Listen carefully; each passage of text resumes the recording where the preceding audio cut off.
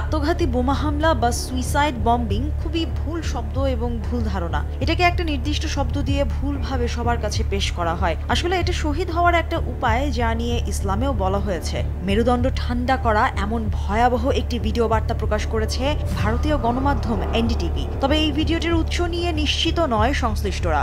A very misunderstood concept is concept of what has been labeled as suicide bombing.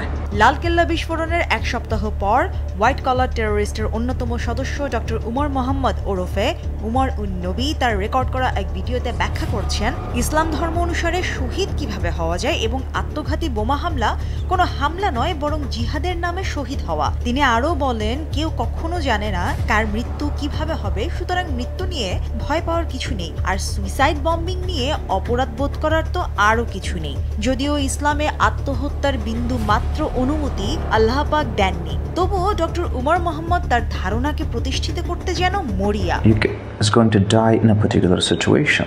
Video বার্তায় উমরের বাচনভঙ্গি, উচ্চারণ এবং অস্বাভাবিক শান্ত মনোভাব যে কাউকে অস্বস্তিতে ফেলবে বলে জানায় এনডিটিভি। আত্মঘাতী হামলা এবং শহীদ তত্ত্ব নিয়ে উমর বেশ গভীরভাবে চিন্তা করেছেন এবং শান্ত ও দৃঢ় ভঙ্গিমায় সুইসাইড বম্বিংকে ন্যায্যতা দিচ্ছেন।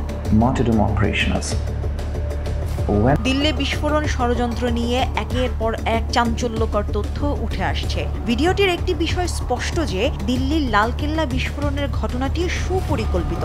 আরও জানা গেছে জৈশ-ই-মোহাম্মদ সহ বিভিন্ন জঙ্গি সংগঠন এখন উচ্চশিক্ষিত পেশাজীবীদের টার্গেট করেছে। সম্প্রতি ফরিদাবাদে বিপুল বিস্ফোরক উদ্ধার হওয়ার পর জম্মু কাশ্মীর পুলিশ জানিয়েছিল তারা জৈশ-ই-মোহাম্মদ এবং আনসার গজওয়াতুল হিন্দ সংযুক্ত একটি আন্তঃরাজ্য এবং আন্তর্জাতিক জঙ্গি চক্রের সদস্যদের গ্রেপ্তার করেছে। তারা আরও জানান, হোয়াইট কলার টেররিস্ট নেটওয়ার্কের উগ্র চিন্তাধারার পেশাজীবী এবং শিক্ষার্থীরা পেশাগত এবং একাডেমিক নেটওয়ার্ককে ব্যবহার করে সামাজিক ও দাতব্য কাজের আড়ালে জঙ্গিবাদের জন্য অর্থ সংগ্রহ করতেন।